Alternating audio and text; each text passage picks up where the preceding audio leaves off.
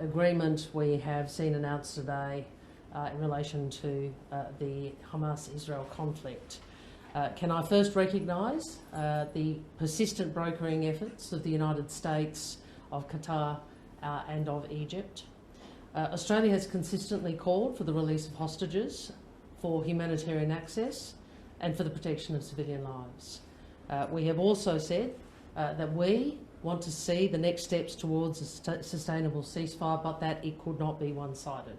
What we see today is progress towards each of these goals, and we welcome it. Details are still emerging, but if the deal holds, it will see progress, as I said, on the calls we have made, and alongside many in the international community, with the release of at least 50 hostages and 300 aid trucks entering Gaza per day, as well as a pause in the fighting. But of course, this is an important and necessary step, but what we must ultimately work towards is a long-term enduring peace. And I again reiterate that a long-term enduring peace requires a two-state solution, with Israelis and Palestinians living securely and prosperously within internationally recognised borders.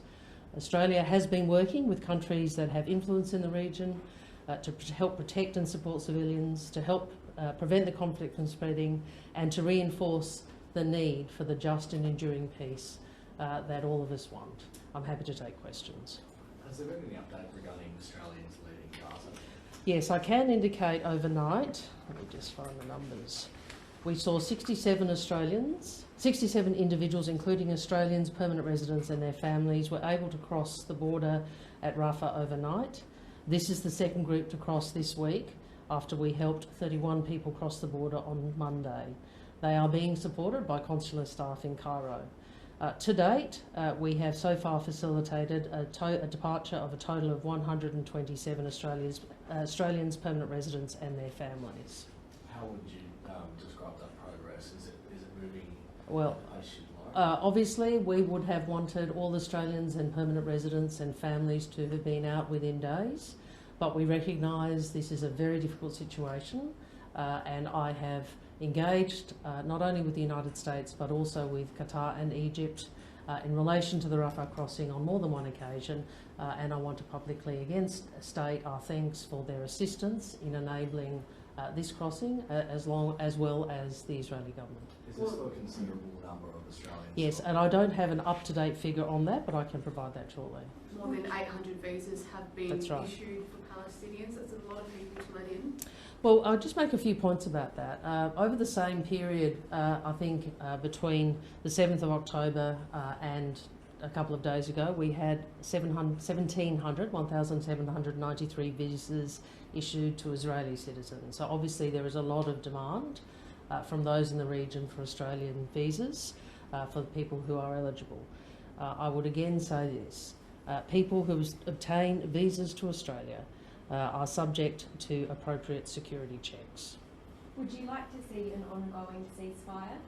Look, I think we would all want to see a sustainable ceasefire, but we also know that cannot be one-sided. We recognise that the steps that have been taken today with this agreement that has been negotiated is progress towards these goals. But I want to say this, we remain deeply concerned about the loss of civilian life. And I know so many Australians are deeply concerned about the loss of civilian life. People are distressed about the horrific attack by Hamas. People want the hostages released, and people are distressed by the loss of civilian life in the period we have seen in these last weeks. These 800 visas for Palestinians, when did they begin to be issued? This is over the period 7th of October to the 20th of November. As I said, same period we had a substantial number of applications which were granted also from Israeli citizens. And can you rule out any connections to Hamas amongst well, again, I'd go back to this. People who obtain Australian visas are subject to appropriate security checks, and these people have been subjected to the same security checks by Australian Border Force and authorities, as you would expect any visa applicant would be required to meet. Can I get your reflections on a pro-Palestinian protest in Port Botany overnight involving a demonstration an Israeli cargo ship?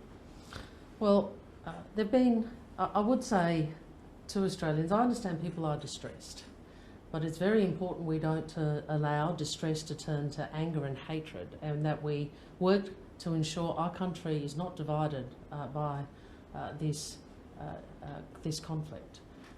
Australians have a right to be safe, Australians have a right to feel safe, and no one in this country should be fearful because of who they are or because of their faith. There is no place for racism, there is no place for anti-Semitism, there is no place for Islamophobia, there is no place for hateful prejudice in our country.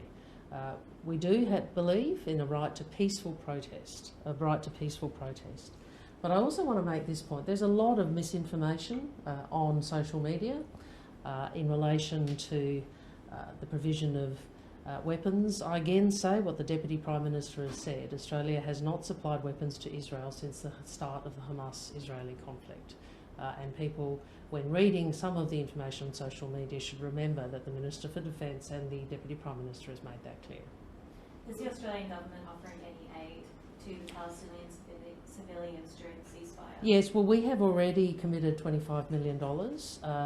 We did that, I think, in the first week of the conflict, and I made clear at that time that Australia was prepared to provide further assistance if that is required. We have a humanitarian catastrophe in Gaza, and the 300 trucks, obviously, in the context of that catastrophe and the widespread suffering of civilians, is a welcome step. As you said, a lot of visas have been issued on both sides. Where will all these people go once they're here? Well, I mean, settlement in Australia or entry to Australia, obviously, that those are matters that others deal with. But I again emphasise this point because I know that there is a lot of emotion in the community. People are subjected to appropriate security checks. Is today's news a somewhat relief? I think all of us want to see a sustainable ceasefire, the hostages released, the humanitarian aid to be provided, and all of us are deeply concerned about the loss of civilian life. We know that any ceasefire can't be one-sided, and this one obviously has a range of steps associated with it. It is welcome, and we hope that we can see not just the next steps towards a sustainable ceasefire, but the next steps towards a political process which has a political resolution to this, because ultimately peace will require that political resolution. That's all. Thank you.